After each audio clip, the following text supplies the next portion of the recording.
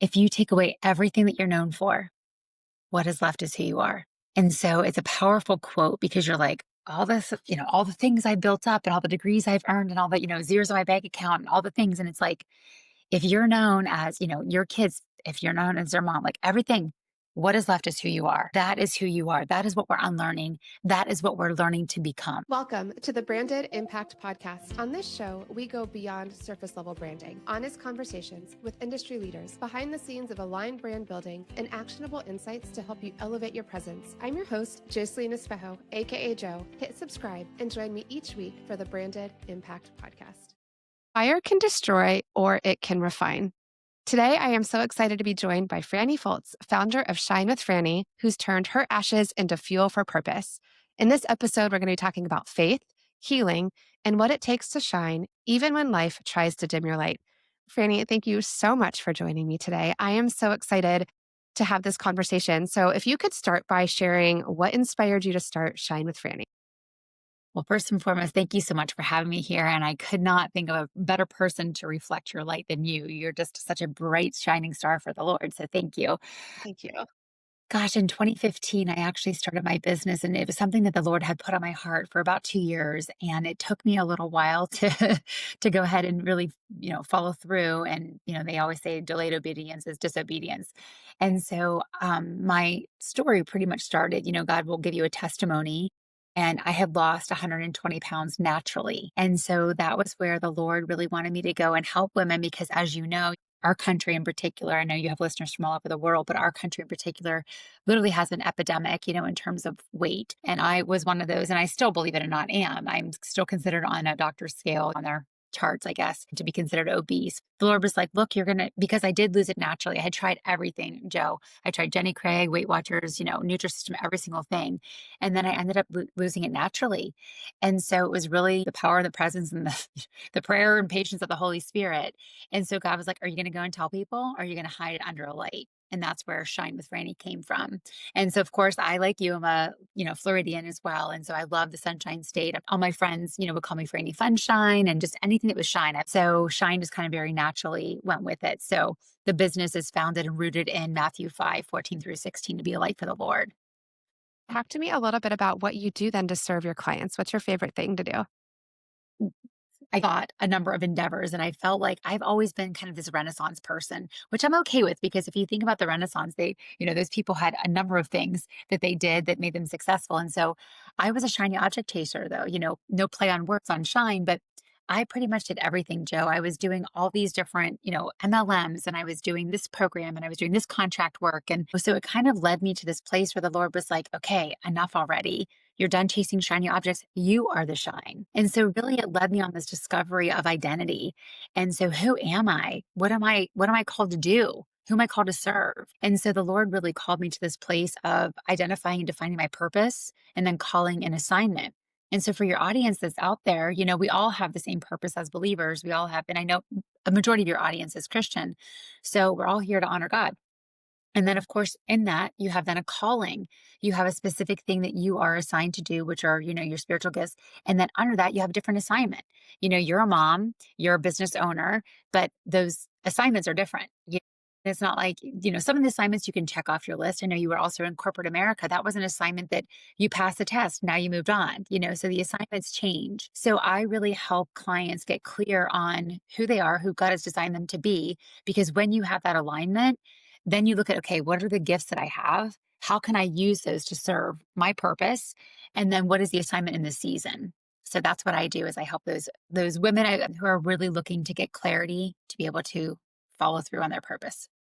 So that's something that is interesting because so many of us fight it, right? We have this desire, and I call them budges. And then I'm trying to decide, am I going to lean in or am I going to push back? Or I sit there and I find myself praying for something. And then I realize if I look back, I'm like, cool, the answers were there so many times. I just Right, chose to ignore. Or I was like, right, not ready yet. right. Okay, maybe tomorrow. Well, what are some of the things that you would recommend that people, until they're ready to go in and working with somebody like you, but what are some of the first things that you take, like as far as a check-in? Because I think that is something, and when we joked about the fire piece, I'm like, I have found myself on numerous times being like, I'm just going to burn all this down. So like if you Right. find yourself in this place where you don't feel like there's alignment or you aren't even sure, you're not clear, where do you recommend starting? Sure. So one of the things I tell my clients first is like, do you have joy and peace about a decision? They're sisters, right? So when you're making a decision and you're like, I don't really know. And I'm like, okay, is that fear or is it really not having peace about something? Because there's a huge difference. And in your gut. I always call it your hut, your Holy Spirit, and your gut kind of work in tandem together. And so down deeply if that's right. If it's a relationship or a business, like you're like, this just doesn't feel right? And so I really ask clients to start there. Do you have joy and do you have peace about this? And then you mentioned too, before you're ready to take the step, more often than not, you're ready. You're just afraid to do it. Ready is not a feeling. I guess, most people are like, oh, am I ready? God will always equip you. If it's in alignment with his purpose and his plans. And here's the thing, he wants you to succeed. So he will reroute, just like your GPS in your car will reroute and recalibrate. I'm not to say that you just jump into every, decision and just, jump out of the airplane without the parachute. But if it's something that's in alignment and going toward the goal of what you want in your destiny, God's not gonna let you fall. So you might have some bumps and bruises along the way, but ultimately it's gonna give you a lot of experience. You're gonna make a, connection. You never know the person that's gonna be on the other side of that transaction or the other side of that yes. So I always say, start. You'll never know until you start. A little child has to stand up and walk, after they crawl. They can't just crawl the rest of their lives. So I'm like, if you feel like you've got X, Y, and Z lined up, and for the most part, most people have an unction as to what they're called to do. They're just afraid to leave it. That fear. And I think that's for me. Like I talk back about my journey. And if you've never listened, there's a blog post about it somewhere, but it's the faith over fear because fear is Mhm, what held me back for so long.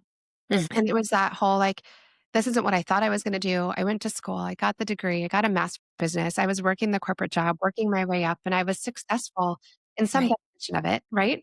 Like in right, some definition of success, but then I wasn't happy. And then it right. wasn't allowing me to lead the kind of life that I felt like I was called to lead. And Sure. even just being present. And at that time, I finally did take that step.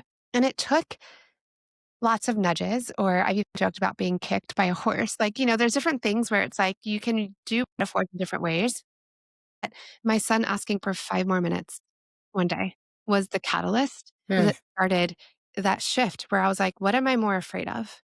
right, Fear right, of failure right, or am right, I willing to continue down this path where my son feels like he needs to ask me for 5 more minutes? Like, right. that is all I need. Mommy, can we just have 5 more minutes? And I was like, this has got to change. But it's that fear piece that you're talking about. And then it's being willing to overcome it. And then I'm not saying, like Franny said, don't jump out of an airplane without a parachute, Right, but don't be afraid to lean in. And I do right, believe that if something is placed on your heart, there's a reason. right. If you get an idea or an intuition, I don't think it just comes out of nowhere. Right. Well, and I think so many times people, they kind of quiet that still small voice, that it sounds outlandish. What will my friends think? Again, there's that fear of man, fear of judgment. Oh, what would people think? And that holds us back. And you bring up something that's really important, Joe. You mentioned in terms of like success, like I was successful at these things, but you found that you weren't fulfilled. And I think that that's a big thing, and I always say fulfillment, when you have fulfillment, you're being filled to overflow. Like, if you were not overflowing in your life, obviously you were draining, that your son wanted 5 more minutes. If you were not overflowing in every area of your life with joy and peace and goodness and kindness, like all of those fruit of the spirit, then guess what? You're probably depleted, and you're not coming from a place of overflow and a place of abundance, which is what we're called to. And so therefore, you're drained. So I always, tell clients too, and I tell your audience today, to the woman who's listening out there, what is the thing that just lights you up? Like you just get so excited, like when you hear doing this or you're excited to do this. For some people, it's connecting people. For some people, it's making meals for people. There's a variety of ways that we serve, and it feels really good. And oftentimes, as Tony Robbins always says, success leaves clues. Those things in your past, that's going to give you, okay, this is a clue. Maybe this is something I should explore a little further. Maybe this is something I should, tease out a little bit and see if there is room and space, not only in my life, but how can I solve someone else's problem with this? And I'd like to say too, once that nudge has been out there, like fear, somebody out there is waiting for you to get the courage to show up, to say Amen. you're available to serve. And Yeah. so whether or not, and it may look different, and I'm going to tie in this last piece with the success part. I know I was 2 years into my business And I was at a retreat and I was sitting there, and in my mind, I literally was like, well, I'm not as successful as I thought I was going to be by this point. And I'm irritated by a revenue number not being where I wanted. And then it took a second and something hit me and I went, my gosh, I may not have hit that revenue number, but I am living the life that I dreamed about 5 years ago. The day that I could be full time in my business, the day that I could no longer have to take my kids to before and after school care, the day that I could be present until they went to school and be present the majority of the time when they got home. Yeah. And I was on my own. And I was like, oh my gosh, I hadn't reflected on the fact that I was living the life I had prayed about. And then I got there and then I moved the bar. Right. And I was like, okay, now next. And then every Right. time I make a new level, I push the bar. And Yes. I do believe in constant, never ending improvement. So I'm not saying that. And I don't want to be complacent, but I do encourage you to actually sit down and lean into what you're being called for. Hmm. And then take the moments to accept and really reflect on what's working and what answered prayers have you been given. You've just been too busy to notice because Yeah. you moved the bar. I've got a biz bestie that I chat with all the time. We walk back and forth. And, you know, it'd be it's only one day she called and she was like, gosh, I'm gonna make my revenue goal this month. And she's like, I'm so frustrated. Like, I can't believe I'm only here. I did so well the past 3 months. And I voxed her back and I said, it's only the ninth. Right. Like, we get so caught up in the whatever. And Right. then even one day I was like, but gosh, do you remember how 2 years ago we were sitting on a hotel bed talking and dreaming about the day that we hit this monthly goal? And now we're irritated, like, because we had never even hit it at all. And now you're irritated that you're not hitting it every month. Like, I was like, so it's just having a shift in that perspective and then being able to lean in because there's been nudges and there's been calls, there's been the fear to let something go. And we talk about burning it down. And I'm like, we get caught up in this is the direction that I thought I wanted to go in. And then there wasn't alignment and there wasn't fulfillment. And then being okay to pivot. So, what are your recommendations? Because you've pivoted. You were a Yes. teacher, right? Right. Right. And then now you're a business owner. Right. And it didn't pass me that you didn't think you were qualified to do that because it's not what you had got school for. 100%. Yeah, I have 3 degrees in education, and everyone's like, "What are you doing? You don't have an MBA. What are you doing?" And I was like, "I'll figure it out," because I just had such a burning passion inside of me. I was like, "I'll figure it out," and a lot of it, Joe, I'll be honest, like you just mentioned, I wasn't where I thought I would be, after a year, 2, 3, and I was like, "Oh my gosh," like, I'm throwing spaghetti at the wall, and I didn't have systems in place, and God was like, "You need to take this seriously, like, this is not just a hobby," you know? But I do want to circle back to something because I feel like this relates to what you're saying, and hopefully this will resonate with your audience today too. That, we're constantly in the art of becoming who we are designed to be. Like you're never going to fully arrive. And so, like you mentioned, sometimes you do have to burn that down. Sometimes it has to be like, okay, we just got to start from scratch and be the phoenix rising from the ashes. With that, though, and I tell my clients all the time, sometimes you have to fire your own goals. If you're not going in the right direction, you're like, you know what? That's not the way I'm supposed to go. And so you had mentioned you met X, Y, and Z goals over here that perhaps were not the monetary, the revenue goals, but they were so many of the facets of life that you desired. And it's like, that's what matters most. Like you had the 5 minutes for your son, you had probably 35 minutes or 40, whatever it was. So it was really a shift in perspective. So what I help we come up with B goals. Who do you want to be? And what do you want to do? What are the goals of what you want to accomplish? And who do you want to become? You want to be the mom who's present. You want to be the friend who can Voxer your friend at 2 a.m. if she needs you, not like, oh gosh, I've got to get up for a corporate executive meeting and a PowerPoint presentation. Like, not to Yeah. say again, you don't have responsibilities, but I want to become the friend who will pick up and do anything. I want to become the mom who can do carpool. I want to, all the things. And so who do you want to become versus what do you just want to do? So I feel like that they work synergistically. You can't have one without the other. We ultimately hopefully on our path to becoming who God calls us to be, and that is a being, it's not a doing. The art of becoming, there's something to this. I continue to hear this phrase in different rooms that I am in and in different Yeah. spaces. And I think it's leaning into the fact that that is why we're called to be Yeah. here. And Yeah. what is that purpose? And then are you feeling the nudge? And are you on path? Are you on track? Great. But then being afraid to pivot when you realize that you no longer align, because something that Right. served me 10 years ago doesn't serve me right now.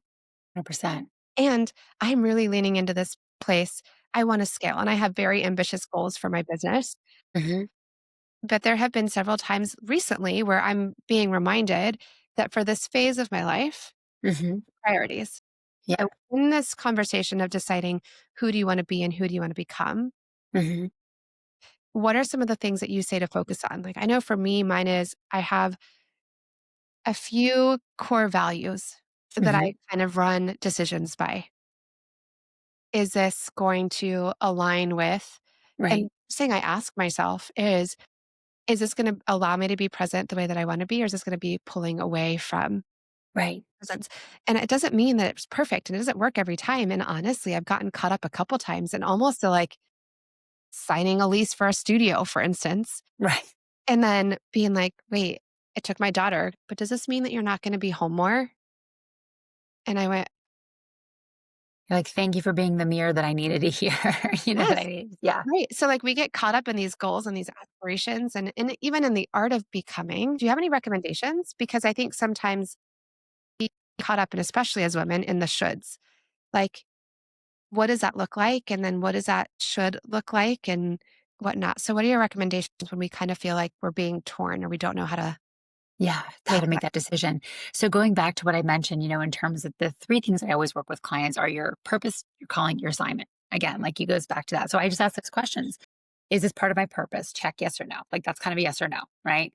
Is this what I'm called to do? Because so often, I think about just even serving in the church, it's like I am not called to be, I mean, even though I'm a teacher, like I'm not called to be in the kids' ministry right now. Like I'm called to be the greeter at the front because I'm much more hospitable. I'm much more of an extrovert. Like I can still talk to kids, but I'm not supposed to be the teacher in the classroom there. You know Okay. what I mean? And so, what does this align with my calling? And if so, how so? And then ultimately, is this part of do I feel like this is my assignment for now or is it for later? Because so often we take these tasks on and these projects on, and it's not to say that we shouldn't do them, but it's just maybe not a right now moment. It's maybe something that should be tabled for another time. And we feel like, oh, this is perfect. This aligns with this, or I should work with this coach at this time. And oftentimes you're not there yet in your business. For example, you mentioned scaling. A lot of times people, they're beginning to work, and I'm like, look, I do a 3-month program with my clients. I'm like, the whole first month is getting clear. We don't do that until month 3. I'm like, don't expect to make money with me the first month, like if you're just brand new, because I'm like, you have got to, like you said, from the phoenix, from the ashes, we've got to build this out. So I think that so many times we look at things and we think that they're a right now thing. So asking yourself, is this what I'm called to do? Does this align with who I'm called to serve and, this season of my life? You mentioned that, art of becoming. So often, honestly, Joe, we're actually unbecoming. We're unlearning. I said, I wish that there was a school for unlearning because we have to unlearn what society has taught us or what the world has taught us, what we've learned to believe about ourselves. And I always give the acronym of believe. The word lie is right there in the middle. We have limitations, intimidations, and expectations that we put on ourselves and sometimes excuses. And we make up excuses. Oh, I could never do that. Oh, I don't have enough money. I don't have enough time. I'm not qualified. I'm not, and this one's specifically for you. And in a previous conversation, I'm not that person, right? You are that person.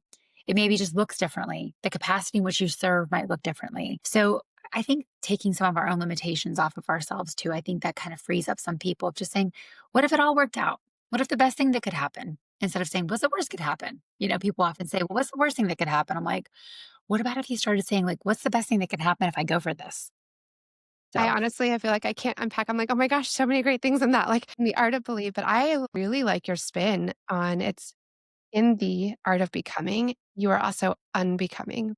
yes. So many things that we're trying to break and shift and Hmm. what that looks like. And then being able to really just lean into, and it can even just be as simple as speaking your mind and then saying no. You know, Yes. it's okay to say no. And I'm sure, especially because you're a teacher background, right? Like your Yes. education Yeah. background and all that stuff, it would be easy. And I understand that. I could totally see someone in the church being like, you should come teach Sunday school. Right. And then you having to decide whether or not that aligns and feels good. Right. And so I'm in a place where I'm really trying to lean into only saying yes when it does align and when it doesn't pull. And if I can do it from a place of yes, because I want to, Hmm. not because I feel like I should or I have to. 1,000% girl. And then that next step is being okay with it. Hmm. Because I don't know about you, but for me, if I feel like I should, and then it doesn't align, I still feel some kind of way when I say no. Right. I get this little like feeling inside my stomach, like, oh, I really should have, but like that feels really uncomfortable. But and so one of my goals over the past probably year and a half is to really lean in to what do I say yes to? And then being able to say, and you said it's yes, no, or maybe not right now. And so Yeah. even if it's a no, maybe it's Yeah. just a not right now. Like my Yeah. studio piece, if Yeah. Lisa's listening, she would be very happy to know. Like it's a pin. And I even said, I'm going to put a pin in it for now. And she encouraged me. She's like, why don't you just shut the door? Because for me, putting a pin in it honestly means like a revisit probably in 3 months. Right. And so it's trying to decide, does that not right now mean not right now, like indefinitely? Is there a time? And just being okay with the fact that we are really feeling like it's not for us right now so that we can leave space for everything that is for us right now. I Right. think that has been what's helping me make that shift Yeah. where if I say yes to this, what does it mean I'm saying no to? Yeah. There's only so many hours in a day, Right. and there's only so many things I can do. I Right. already feel like I don't sleep like I should. Right. That has been my shift where it's like, does it align? Is it purposeful? And to be honest, if you're listening and you're like, yeah, that all sounds amazing, I still don't know. I can tell you for me, it honestly just started by truly leaning into my gut. And what was my first response and my first reaction? If my first response, my first reaction to something is no, you have to ask another question. Is it no because you're afraid? Hmm. Or is it no because it really just doesn't align? Right. And then that next question is followed up by another question, which Franny sounds like that's three, which is nice to put them into buckets, right? Like Right. have a mental checklist that you can walk yourself through because we are Right. constantly being bombarded with information Right. and constantly being pulled in different directions. Right. Well, let me can I just a quick activation with you that I would do with a client that this will hopefully, if somebody's making a decision, they're trying to make a decision, and we Yes. won't do the full thing just for sake of time, but I want someone, hopefully, if they're not driving, but they could do this. But like, let's just go to the studio. Okay. So I would say to you, hey, Hey, Joe, Joe. so why not the studio right now? Why not right now? Like, for example, the closed door and the pin. Like, what is the Yeah. decision? So honestly, it was time. It would Okay. require way too much time and presence and thought. Like right Okay. now would be a distraction from the things that I really want to do. Okay. So why is time important to you? I'm chasing time. Time freedom is something that is huge for me right now. And Okay. being present for my children is what I really want. Okay. And why is that important to you to be present for your children? They're my main purpose, my main why right now. I've been given a gift to be their mom. And I was just going to say, why is that important to be their mom? I was chosen. I think that's something, right? Like, and it's Yeah. what gets me through. Like, I was chosen to be their mom, and I only have a small window where they're at home in this capacity. And the Right. time is flying by so fast. Right. And why is this window important to you that you're present? Impact. I want to be able to make as positive an impact in their life right now while I can.